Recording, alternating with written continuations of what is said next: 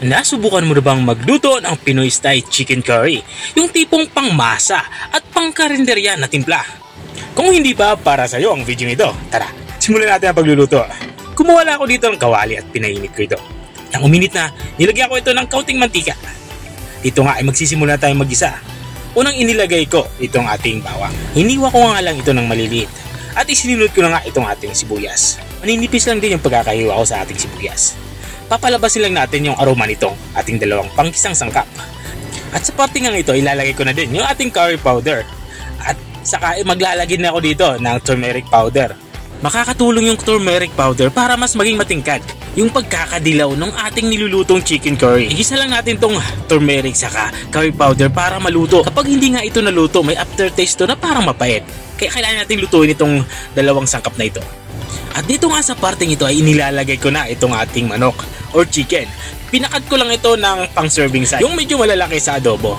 Haluin lang natin ito dito para kumapit itong ating mga sangkap na inilagay dito sa ating karning manok. At dahil nga nawala yung ating mantikang inilagay kanina, sinipsip ito ng dalawang powder nating inilagay. Maglalagay tayo dito ng kaunting mantika at tuloy-tuloy lang tayo sa ating paggigisa. At sa parteng ito maglalagay na nga din ako ng mga gulay. Unang ilalagay ko nga dito yung ating carrots. At saka isusunod ko na din itong ating patatas. At para pampawala umay dito sa ating nilulutong chicken curry, lalagyan ko ito ng celery. Yung steam lang yung kailangan natin dito. At saka natin to hahaluin. Maglalagay na din ako dito ng patis para kumapit na yung alat nito. At kapag timplang karinderya ang pinag-uusapan, hindi mawawala yung bitsin. Ito talaga yung pinakasikreto dyan para mas malasa yung nilulutong ulam.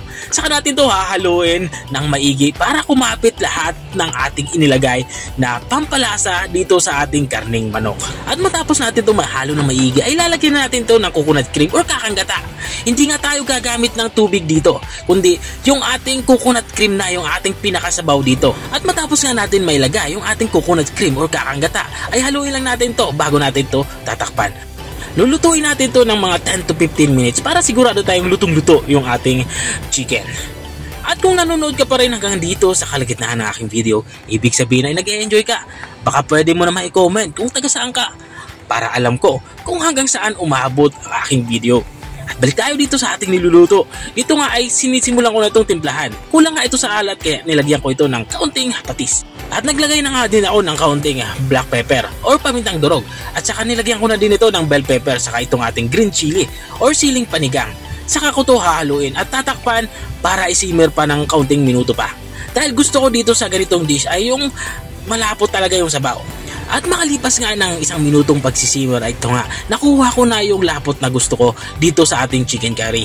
Dito sa parteng ito ay lutong-luto na nga yung ating ulam pananghalian. Ito na nga yung ating Pinoy style chicken curry or yung chicken curry pang karinderya. At kung nakarating ka nga hanggang dito sa dulo ng aking video, maraming salamat sa panunood. Kung nagustuhan mo naman tong bago nating recipe ibinahagi, baka pwede mo naman tong i-share. O siya, hanggang dito na lang ako. Kita-kita ulit sa mga susunod kong mga videos. Paalam! Bye-bye!